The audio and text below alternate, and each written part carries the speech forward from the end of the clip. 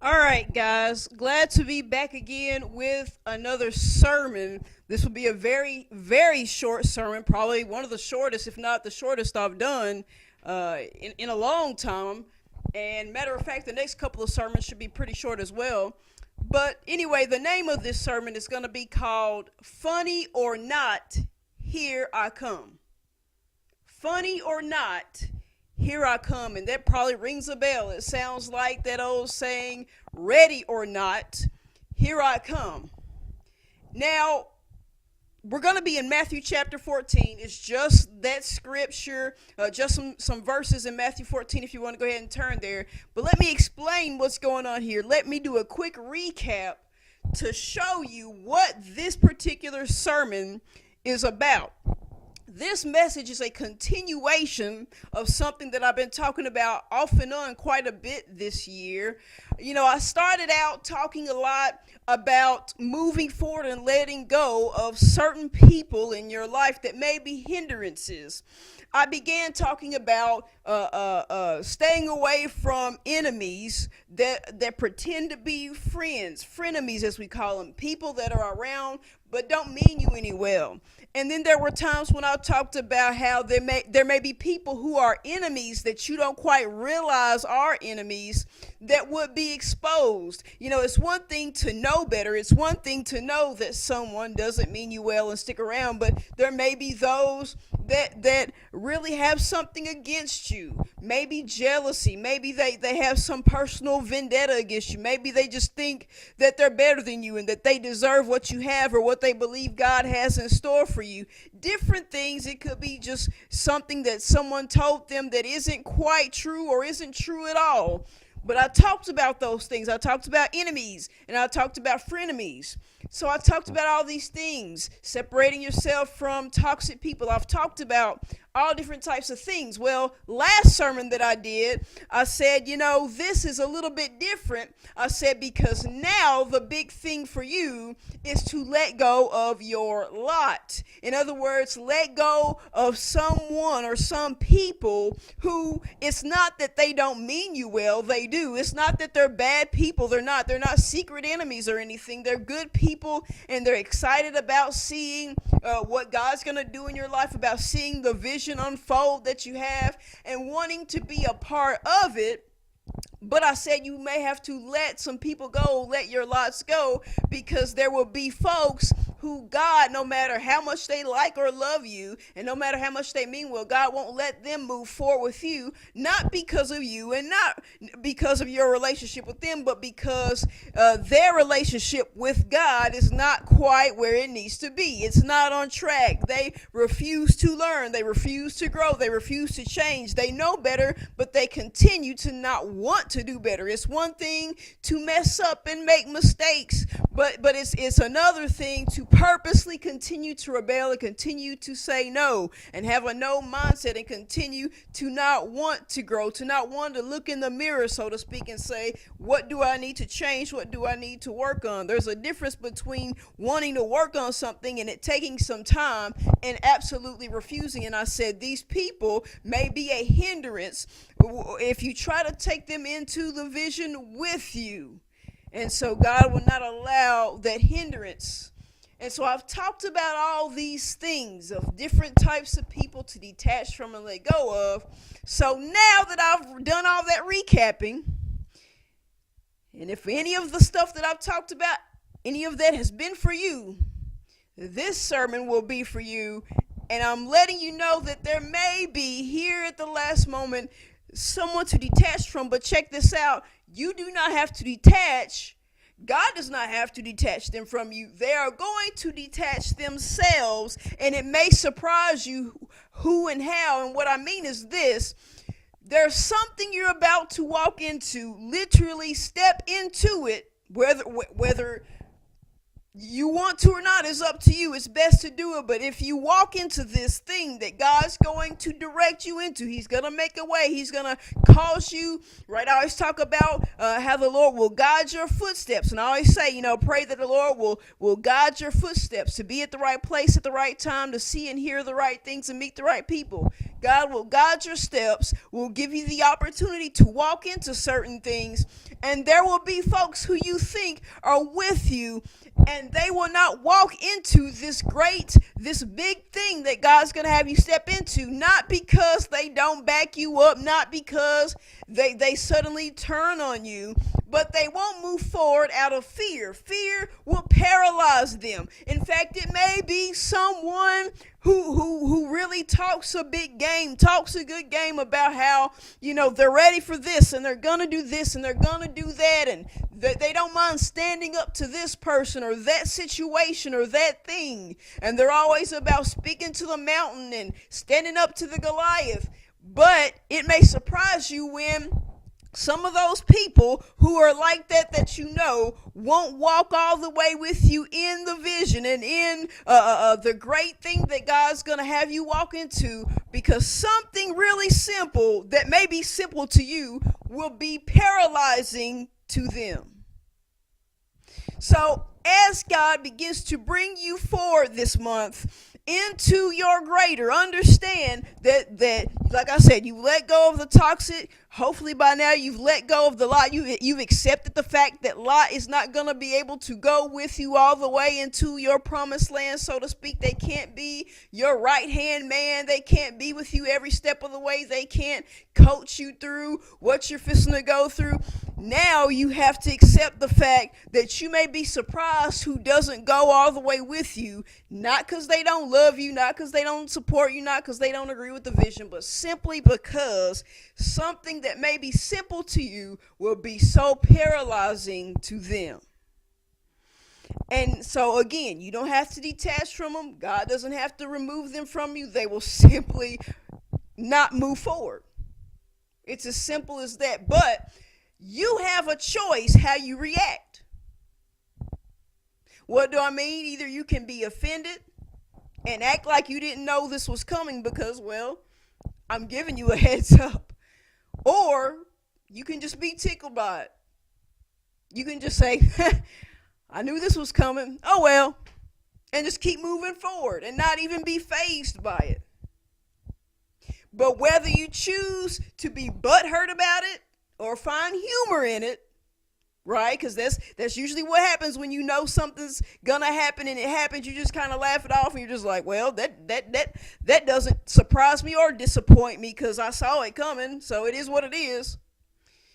Whether you find it funny or not, here God comes. He's coming. He's coming. He's set the path.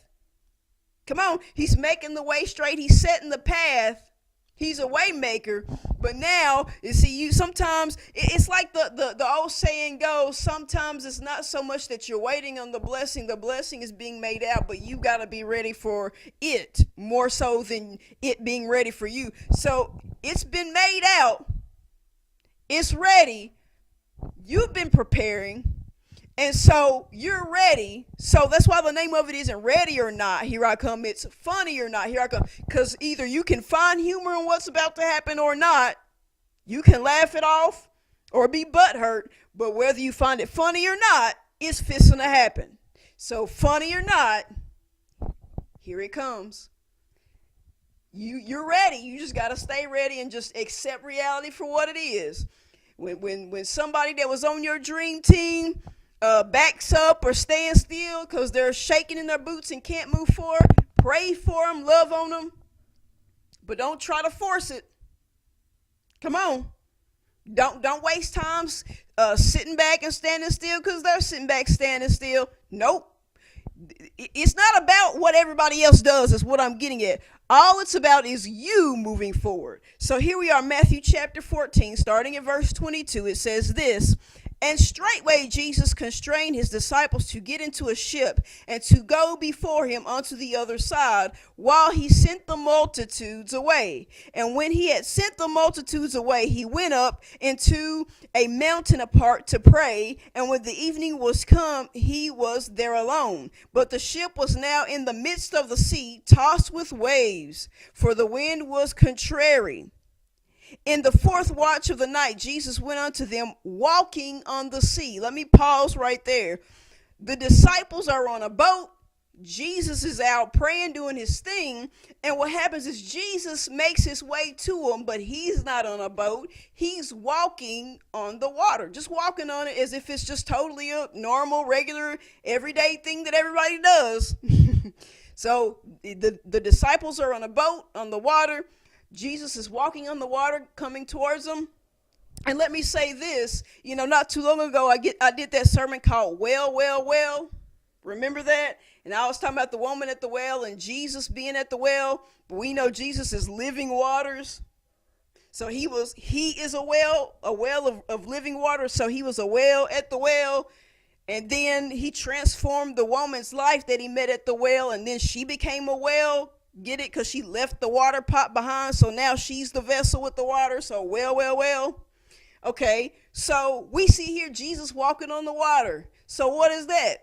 That's just water walking on water. No big deal. See what I did there? Water walking on water. Check this out.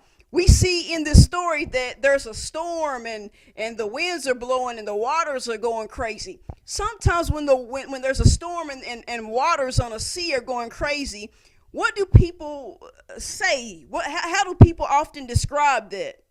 A lot of times they'll say what?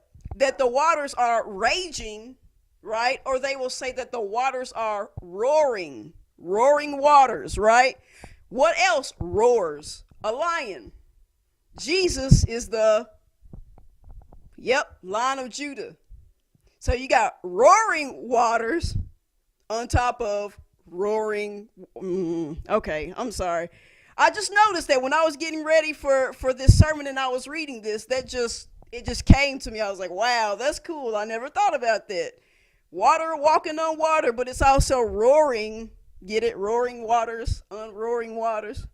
Anyway, just thought I would share that. I thought that was kind of cool little nugget that I feel like the Lord gave to me. But anyway, so let's keep going here. So it says this, 26.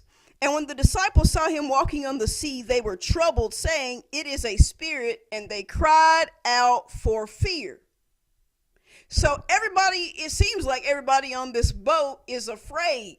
They're seeing Jesus walking on the water and they're like, what the heck? But let's look at this. Let's look at Peter. It says, but straightway Jesus spake unto them, saying, be of good cheer, it is I, be not afraid. And Peter answered him and said, Lord, if it be thou, bid me come unto thee on the water. So they're afraid, but Peter, one of the disciples, Peter says, Jesus, if it's you, Lord, if it's really you, have me come out there with you. Give me the permission to walk out there to you. It's like he's saying, I know if you speak it, if you say I can walk out there, I know I can. So it says this, and he said, come. So he gave him the word. Hey, we know Jesus, he's not a liar. He's God in the flesh. God is not a liar. He's not like man that he should lie. So if he says you can come to me, you can walk on the water, you can. So that's what Peter does. It says this, and he said, come. And when Peter was come out of the ship, he walked on the water to go to Jesus. This right here, I'm using this to represent the moment that's coming for you. There's something you're going to literally walk into. You're going to have to choose whether or not you're going to go into it, go forward into it, or be still and miss out, or run, tuck tail and run. But this is figuratively and literally. You're literally going to have to go into it. I don't know what it is specifically for you. Maybe you even know or have an idea of what it is. But whatever it is, you've got to, I don't know if it's a school or a new school you're going to.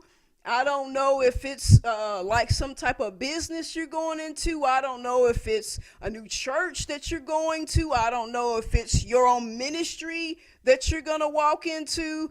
I don't know if it's a new job that's better paying, but maybe you feel like you're underqualified and God is saying, no, if I say you can do it, you can do it. I got your back. I don't know. But it's as if there's an open door, an opportunity, and when it happens, you're gonna know it's of the Lord. But there's things about it that can make you feel nervous, like almost like you can't do it, even though you know your name's written on it. It's like your name's all over it. Come on. But you can't let the fear get to you. You just got to step on forward. Come on, step out of where you're at, that boat, and step right on out. Even though it might be kind of scary and intimidating, you know if this is successful, it's going to be all good. If I can just walk on this water, if I can walk on it, it don't even matter. I got this. But if you notice, and we know how the story goes, many of us know how this goes, none of the rest of them stepped out. Now you see what I'm saying. They're the disciples. They're all a group. They're all close knit, right? They're all followers of Jesus, learning under him. So they all kind of have the same focus right now, following Jesus, learning from him, so that they could go on to make disciples out of others. There's a common goal here, regardless of their differences. But at this moment, you see one of the disciples willing to take a step of faith forward. A literal step of faith. Right? Now you get what I'm saying. Don't be surprised when you take them steps forward and those you think that would be going with you just keep sitting there in the boat. Standing there in the boat. Eyes wide like cartoon characters looking at you to see if you're going to fail and sink. Not that they want you to, they're just watching. You know what I mean? Now you get what I'm saying. It says this. But when he saw the wind boisterous, he was afraid, and beginning to sink, he cried, saying, Lord, save me. So he overcame fear. He went out there, and fear started to creep back in. And so when fear began to sink into him, he began to sink down into the water, but he still had enough faith to cry out to Jesus, knowing that he would save him. No matter what, you got to have that faith. No matter how crazy it gets, you can still call out to him. But let's look at this. It says this, and immediately Jesus stretched forth his hand and caught him and said unto him, O thou of little faith, wherefore didst thou doubt? Notice Jesus did not say you don't have any faith. He just said, O ye of little faith. So he acknowledges that Peter had faith and he did a big thing, but he let his faith kind of shrink down some when that fear began to sink in. So all I'm really letting you know now, other than just being cool with the fact that there may be those that want to move forward with you but can't because of fear, if you can accept that reality and just, let it be what it is, the only other thing I really have to say is you have to keep the faith. Not you got faith, but then it's wishy-washy. 1 minute you got a lot of faith. The next minute you got an itty-bitty pebble faith. Then you got a mountain size of faith. Then you got an itty-bitty molehill size faith. Then you got the faith that reaches the top of trees. And then you got a faith that's like a grain of sugar that you can't see anymore because it's done already dissolved in the sweet tea. You got to keep your faith. You've got the faith. You've got the right amount already. You just got to keep it. Don't let faith sink at this time. That's the key. Accepting reality that some won't move forward, those that even want to and that do have your back, and keeping the faith regardless of how it looks. Going by faith and not by sight, basically. And then it says this, and when they were coming to the ship, the wind ceased. Then they that were in the ship came and worshipped him, saying, of a truth, thou art the Son of God. So Jesus gets him out of the water. They get back on the boat. They're all together on the boat and they worship the Lord. They worship Jesus because they said, they saw what he did and they said, oh yes, this is the Lord. They worshiped him. And I'm just letting you know now that no matter what you go through and you walk into whatever it is that God's going to have you do, people are going to wait to see if you sink, to see if you fail. And as long as you let God have control and you have faith in him and walk this out, people will be so amazed and they'll know without a shadow of a doubt that God is with you if they didn't already know it before. But there will be people who, listen, not only will God be glorified and praised and worshiped because of this, there may be even some folks that 1 minute don't believe who will begin to believe and worship. Because they'll say, hey, I didn't believe in God until now, or I worshiped a different God up until now, or I just believed only in myself. But now I understand there's something bigger and better and greater and more powerful than I. And so this is something that, listen, it's not just about you. It's about God getting the glory and honor and praise. And all you've got to do is just walk through. Don't look back at everybody else that doesn't move forward. Don't lose faith. Don't let faith sink. Watch what the Lord does for you. And that's it. That's all I got for you. Heavenly Father, I thank you for another time to minister another word. Lord, I just thank you for everything. Lord, I pray that those who need this word, Lord, that they would hear it, they would receive it. And Lord, I rebuke any fear, any spirit of fear that may be trying to entrap your people, that may be trying to keep your people bound, keep your people in bondage, keep your people paralyzed, Lord, keeping your people from moving forward into great things, into great destinies, into great moves of you in this earth, Lord. Lord, I pray that all of your people, us all being vessels, are used by you in these last days. I know that your word lets us know that in these last days your spirit will be poured out upon all flesh, and any and everybody that will allow themselves to be used by you, Lord, I know that you can and will do it. And Lord, I pray that you would have your way in the hearts and lives of your people, and I pray that your people will move forward into greatness this month and in this year. Lord, have your way. And I pray that your people be not afraid or dismayed, as your word says, but that they will be of good courage. Lord, I give you the praise, glory, and honor. In Jesus' name I pray. Amen.